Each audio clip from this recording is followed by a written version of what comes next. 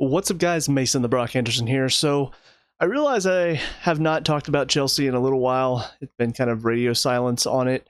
And a lot of that has to just do with the fact that I have not been that motivated to do a video in a while. I was actually planning on doing a bit of a review of last season and kind of overlooking everything that happened. But the further it got into the summer, the further we got away from it. Obviously, with Pochettino leaving, it felt like, well, there's no point in talking about how he did because that doesn't matter. Some of the players that they decided to just move on for some reason, obviously I can't talk about them anymore because that doesn't matter. And with every signing coming in, my excitement for this season also got less and less. And I watched all the preseason games. Granted, I couldn't do reviews for those for most of them because I wasn't at home. So I couldn't have talked about most of them, but there were a couple that I did. I watched and I was at home and I could have talked about them. I was actually at the Charlotte match because just my luck, I missed the one preseason game where we won that happened to be in my home-ish town because I live near Atlanta. And I didn't get to go to that one because I was out of town at that point. So made up for it by going to the Charlotte match. And actually, I got a pretty decent seat. In fact, if you look really closely, I'll just show right here. You can see, there I am clapping at Matty Wake's goal. But anyways, yeah, so I could have talked about some of those preseason matches. I could have talked about my expectations for the season or a look ahead, talk about, Maresca, the signings, all of that. But I don't really have an interest in doing that right now because the team, the way this club is being run, I'm not excited for this season. And it's the first time that I've felt that in all of my years of watching Chelsea. Granted, I'm sure there were darker times, either right around when I was born in 94 or a couple of maybe when I was younger and I didn't really understand everything. I didn't have access to all of the different signings and all of that stuff. So maybe there were some times when people were looking at it and were a little bit more nervous. But this is the first season that I have felt just no excitement going into it because the manager is not exciting. A lot of the signings that we've got coming in are not exciting. And how the club is being run at the moment does not get me excited for the future. Because I don't feel like we're going to have these younger players coming up and they're going to be excited to play for Chelsea and they love the club. No, we've got a bunch of young signings that we're bringing in on these big paychecks that are just here for the money. And frankly, the way that our academy is being run at the moment is just sickening to me. Like how Chalobah and Gallagher have been treated this summer, pathetic. And it's something that I'm shocked more Chelsea fans have not sort of rioted against the owners for how they've mistreated our academy prospects. And one of which, Gallagher, who was a great servant for us last season, had to step into the captaincy role because James is never available and played well throughout most of last season. And we just, he's going to make us pure profit, so get him out of here. Just don't even let him train with the first team. Get out. Shoo. Go. We don't want you anymore. Like, that's pathetic. That shows such a lack of care and understanding. I remember whenever they let Cech leave to Arsenal. When Roman Abramovich was in charge. A lot of fans were kind of upset about that decision, but it's what Cech wanted. We didn't need him anymore because we had Courtois coming in. Granted, that turned out to be a whole thing, but we wanted to show loyalty to this keeper who had served us so well for so long, and he wanted to stay in London, so yeah, we let him leave to one of our rivals that wanted him. It's not necessarily something that is great for us, but it's something that shows that they cared about the players that served us well. This new ownership's like, screw those players that served us well. Screw those academy prospects that love this club and want to be here. No. We want to just make money. So get out of our club. So I'm fed up with this ownership. Boehly and Clear Lake and the co-sporting directors, which that whole situation, I've heard about it. I can't get into all the details because I don't know exactly how it works, but I've heard enough to know it's complicated as hell. And it's part of why Pochettino wanted to leave in the first place. Because it was so difficult to get anything done at this club, because I'm pretty sure we're the only club right now that is doing 2 sporting directors. It makes no sense. But I can easily say that Boehly is at least, if not the worst owner in Premier League history, he is one of the top 5. But he's running this club like it's just a money-making scheme. And that's all it is to him. He doesn't care about success. He doesn't care about winning trophies. He just wants to make money for this club. And so that's what they're doing. They're buying a bunch of young talent. If they come good, great. We can sell them for a profit. If not, oh well, we've got 20 others that may make up for that loss of profit. And it's ridiculous. It's no way to run a football club, and it shows they don't have a care in the world about how we do as a club. He just wants to make money.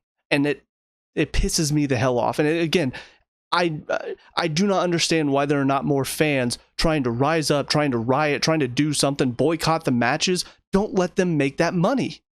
Don't let them have their way. But no, there are too many fans that are just, oh guys, it's okay. This season's going to be great. I swear it's going to be fine. It's going to be great. It's not. How many more clues do you need to see that Boehly and what they're doing, their whole ideal, it's not working. It's clearly not working. So that's kind of my whole rant about why I've not done any videos really preparing for this season or looking back at last season. I'm not excited for it. However, I'm still a fan, so I'm still going to watch, even if I am pissed at how everything's going on.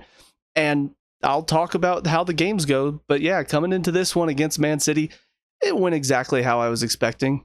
I actually predicted 3-1 on the little predictor app, so I expected Man City to be a little bit more lethal going forward, and I expected us to at least have something to show going forward. But no, it was pretty bland overall. I've called it Potter Ball 2.0 before, and that's exactly what I got. There was so much possession, so much knocking it around, and just no penetration, no danger going forward. I remember thinking the first 15 minutes were probably our best run of play. Man City had 3 shots, we had 1. From our best run of play, we had so much possession, knocking it around, really getting close-ish to the box, getting close-ish to their goal, and 1 shot to show for it. It was from a set piece. And that's all we had in those first 15 minutes. They had 3 shots coming from their quick, sleek, smooth play down the field. And I think that's really the difference that you can clearly see. A lot of Man City's chances are coming from they're knocking it around. It looks fluid. It looks smooth. It looks like guys are making runs and the players are seeing, their teammates are seeing those runs and knocking it into those spaces. A lot of our best chances came from frantic play. Like it's Man City making a mistake, or it's us just sort of knocking it around in hopes that something will happen and it deflects off a defender and falls right to one of our guys. And it's like, oh, we have a chance. And then he takes a terrible touch and now he has to run and go get it. And then it happens to fall to another Chelsea player who's in a good space. It's like, oh, we're closer. It doesn't feel like anything that we're doing is purposeful. It doesn't feel like it's intentional. Anything good that happened for most of the game today, it was pure luck. And that's not how I want this club to run. That's not the type of football that I want to watch. I don't want to watch frantic, lucky, maybe things will happen type of football. That's not fun. Maybe it's fun for the neutral, but for a fan, I want us to be in control and I want us to be playing comfortably and knocking it around with purpose and showing that we have the experience and the know-how to keep possession and make it mean something. Not just keep possession because, oh guys, our possession stats are fantastic. But we're not going to do that, because we have a bunch of young players who are all frantic and stupid and don't really, outside of a couple, I would say Palmer and Nkuku, most of these players do not play with any sort of composure. It's so frantic so often. And those are the players that we brought in. It's a bunch of young, inexperienced players. We don't have the experience out there. And that's something that Boehly and Co are just head up the ass, don't realize what they're doing wrong type of situation, and they're not changing. But as far as Maresca is concerned, I mean, his tactics are, again, basically Potter ball, sorry ball. It's all possession based. It's all knocking it around, trying to look for that one opening. And so you keep the ball for 10 minutes and you get that one opening in that 10 minutes. And that's it. The rest of it is all just knocking it around, occasionally giving the ball away so the other team has a chance. That's it. That's what you can expect from Chelsea this season. And that's what I saw today. I'm not going to spend that often in these videos this season talking about that stuff, talking about the issues with the board and the players they've signed, talking about Maresca's tactics, because it's been obvious. I mean, it was obvious in preseason. It's been obvious with the board for the past 2 years now. So I'm not going to sit here and say the stuff that I've already said multiple times over. I'm going to focus on the players and who's playing well, who's not playing well. Obviously, none of that's going to matter anyway, because they're going to keep playing the players that are making the big bucks, because if not, then you just spend all this money for them to not play. And unless they're injured, they're going to make sure Maresca is playing those big money players. So, but starting in goal with Sanchez, it's funny because I do remember there was an article that I read after Pochettino left and Maresca was talking about being the one to replace him. There's an article that came out that said the players that are going to benefit from Maresca taking over for Pochettino. And Sanchez was one of those players. And the reasoning was, well, he likes to play a lot of possession out of the back, which means he's going to want a keeper who can knock it around with his feet. And all I could think was, were they watching last season? Did they actually watch any Chelsea games last season where Sanchez was playing? Because I am very rarely somebody who criticizes a keeper on their passing, because in my mind, I'm much more traditional. I like a keeper who is a good shot stopper. So very rarely do I look at a keeper that's a decent shot stopper but is not a great passer and think, I don't want him on my team.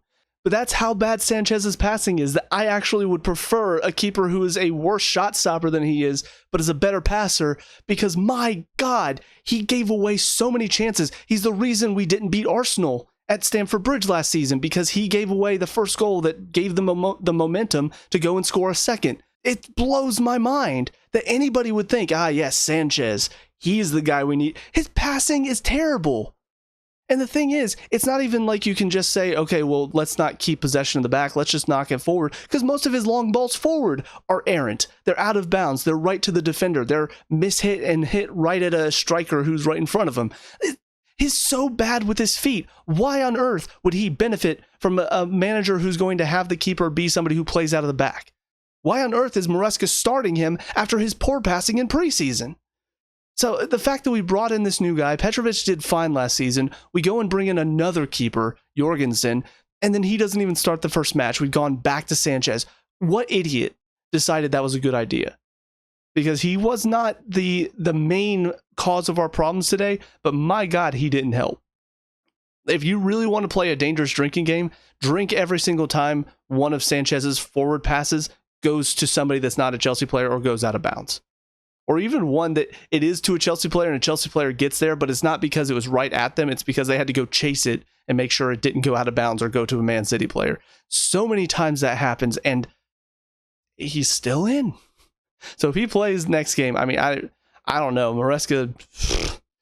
Either Maresca just really loves him and Sanchez has given him some sort of, favors outside of the club, or Maresca is just that stupid that he thinks, yes, this is the guy. He's got great passing skills. Cut to any of the passes that he made that were terrible today. In the back line, Gusto on the right side, not terrible, but not at his best. Not some of the best that we saw from him last season. He's played better. He wasn't awful today, but there were several moments where he was caught on the ball playing a little too slow, or it was a little too easy to get past him. But yeah, he's had better games than this, but he's also played worse than this too. So it was kind of a very mid performance for him. The two in the center, though, this is where the crux de la crap is. Fofana and Colwill, easily two of our worst defenders, right up there with Badiashile.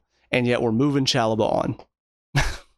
Make it make sense. But yeah, Fofana, he's giving Badiashile a run for his money as far as the worst defender when it comes to positioning and tracking runners. Those two things, I thought Badiashile, it couldn't get worse than that. Fofana's proven me wrong, because my God, the amount of times he gets pulled out of position to go make a challenge that he doesn't need to, and then now all of a sudden somebody's making a run in behind him and he's well out of position, or somebody's just making a run off of his back and he's just like, oh, there's a player back there? It happens too many times, and it keeps happening. And it's funny because there were several fans last season that were trying to say, oh, no, once Fofana's back, it'll be better. No, he's awful. He's a terrible defender. It's shocking to me how bad he is for how much we paid for him. The first goal, partially on him, because he is nowhere near Silva when he takes the touch to send it across to Holland.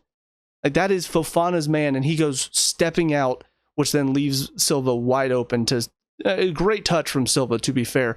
But he's wide open because Fofana just leaves him alone in there for no reason whatsoever. And then Colwill, I had my issues with him last season, but a lot of them were he's at left back, so maybe when he's playing in the center, he'll be better. But preseason, he was awful. He was jogging most of preseason. It didn't feel like he was really putting in an effort to get back.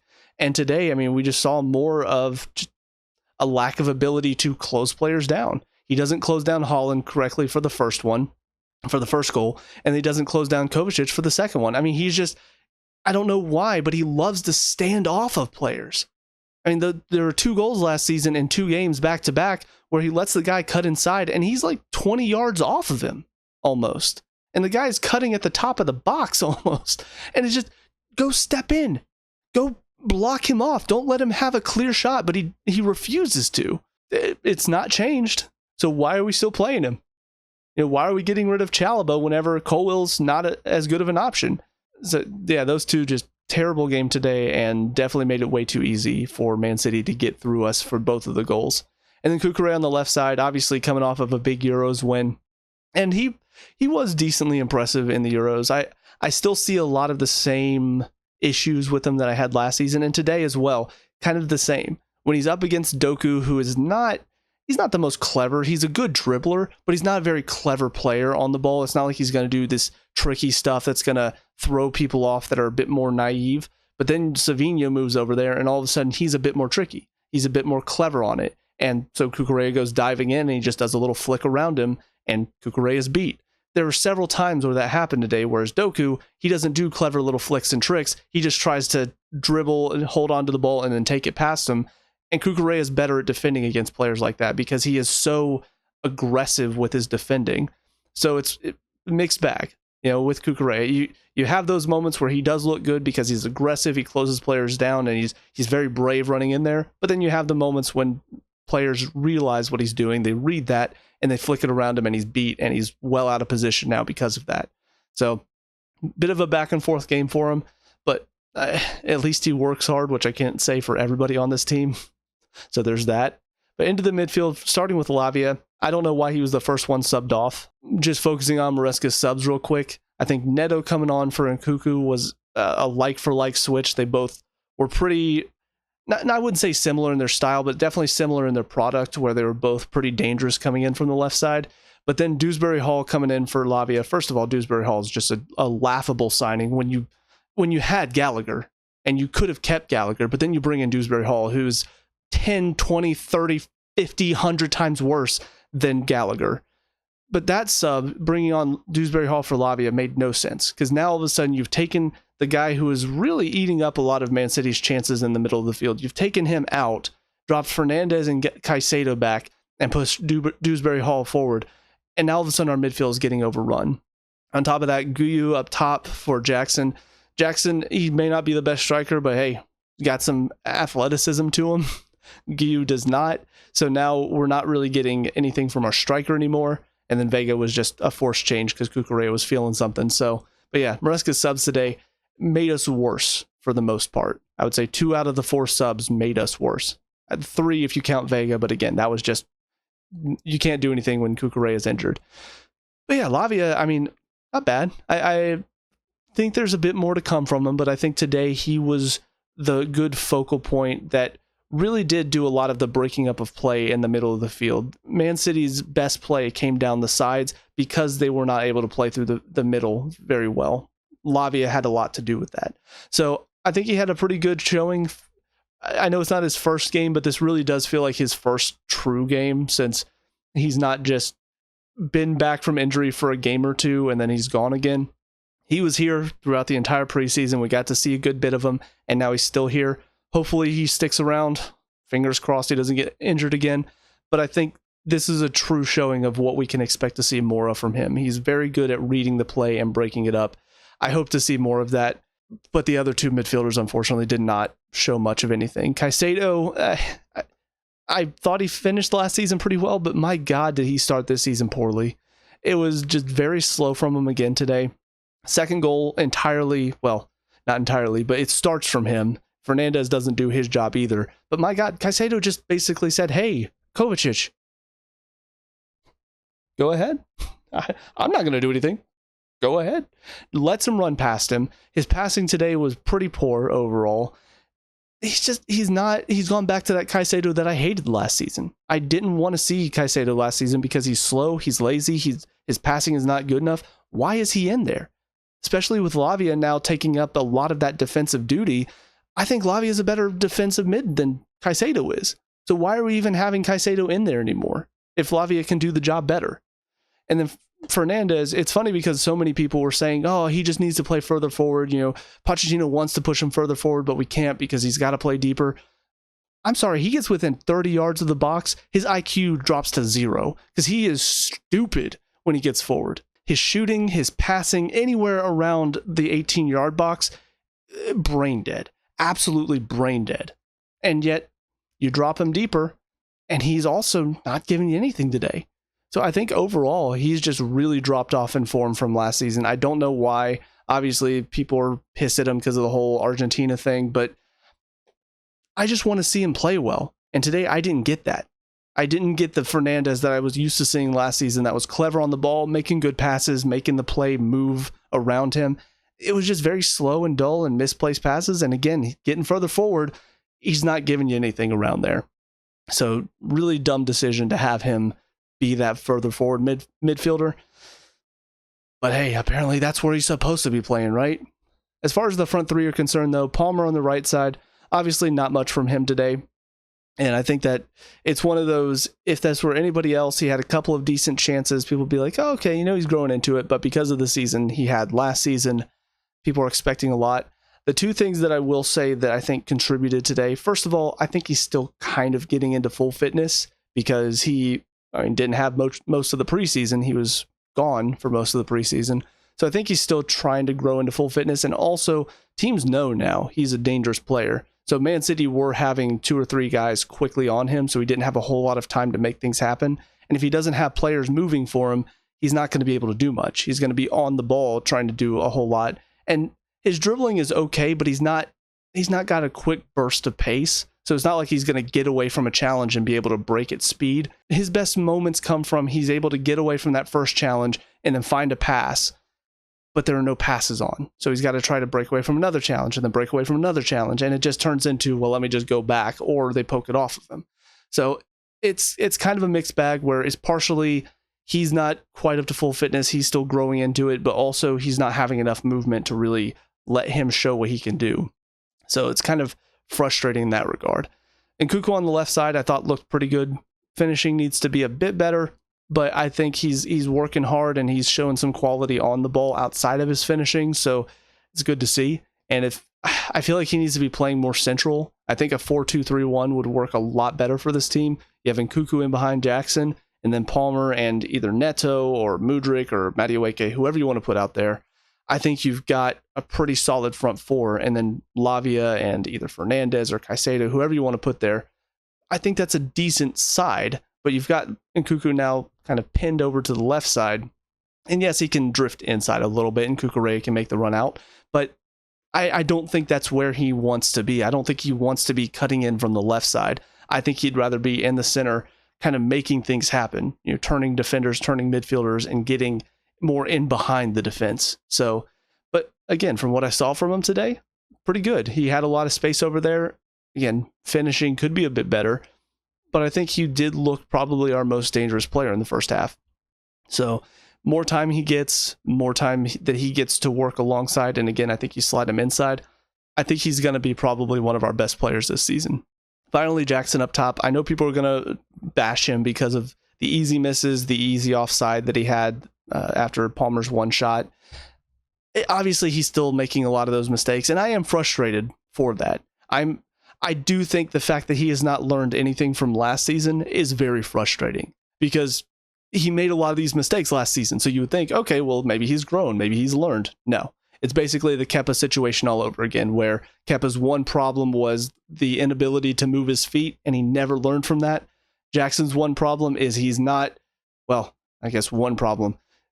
One of his biggest problems is his inability to make good decisions in the final moments. He does a lot of the build up to the final chance. He does a lot of that really well, but he almost always makes the wrong decision, whether it's taking a shot when there's a better pass on, passing when the shot was on, or turning into a defender whenever he had so much more space on the other side if he had turned to his right instead of his left.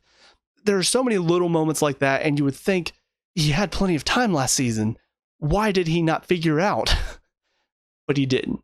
And still very much the same Jackson that I remember seeing last season. However, in his favor, again, you bring on Guyu in the second half, and what did he give you?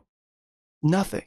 Because physically, he's not the same player that Jackson is. And that's where Jackson, I think, is still our best option up there. Obviously, there are better options out there that we probably couldn't have gotten, but this is the Boehly era. We don't go getting the best players. We go get the young players that hopefully will be good one day. So with Jackson, though, right now, based on who we have, he is our best option because he's physically the most capable of challenging Premier League defenses. Guiu is not. He's not going to put in a strong physical challenge. He's a hard worker. I'll give him that. He does do a lot to challenge the defenders, but physically he's not capable. He's not strong enough to put a good challenge in and actually make them worry or concerned. And I struggle to remember anything he did when he came on in the second half. And that's saying something considering this Man City team today were not at their best at all. Even their defenders, they were kind of, you could tell there was that early season buildup. If we had faced Man City maybe 5-10 games in, I would have expected this to be a bit of a blowout. But the early season jitters are still there for them. And you can tell they're still trying to find the rhythm. So this was a game that if we had been on it, if we had had a team that had the ability to really finish chances and had the ability to really put a challenge in and make them work, I think we would have had a chance to take something away. But as it is, we were worse than City was today. And a lot of that comes down to we just didn't have the players to really make that final push in the final third. As far as the subs that came on, I already talked about the issues I had with who came on and the issues with how it affected the team. But yeah, Pedro Neto, first one to come on, and again, he looked pretty solid. Kind of replaced Nkuku in a sense of we had that danger coming in from the left side. Lewis is a bit younger of a defender, so he was the side to attack for sure. And Neto, I thought, provided some good chances from that left side and had some of our best opportunities in the second half. So hopefully we do see a little bit more of him. I think the biggest issue I have with him as a signing is his injury record. We sign a lot of injury-prone players, and he is another one that, what they say, he missed 92 matches through injury in the past 3 years or something like that. So the fact that we're signing another injury-prone player, to me, just screams of a transfer board that has no idea what they're looking for when they're scouting players. They don't know what they want to see. They just, hey, he looks good, right? He plays well. Let's go sign him. Dewsbury-Hall, I mean, I've already talked about it, but he's a laughable signing. I mean, he is absolutely, he is the next Marc Cucurella, where Cucurella was actually a Premier League quality defender before he came to Chelsea. He was playing at Brighton, so he had some quality to him. I just don't think it was top level quality. Dewsbury-Hall, I mean, he was playing in the Championship, and we went and signed him and are getting rid of Gallagher. That makes no sense. It is got to be one of the worst downgrades in Premier League history to go from Gallagher to Dewsbury-Hall. And yeah, he came on and did absolutely nothing. He was probably our worst player on the pitch, and that's saying something because he just constantly getting the ball poked off of him. He's not fast enough. He's not strong enough. He's not a Premier League. I don't think he's a Premier League quality player. Maybe he'll prove me wrong. Maybe he'll get better as the season goes on. But my God, today was just more of the same from what I saw from preseason, which is just jack shit. And then also Guiu coming on.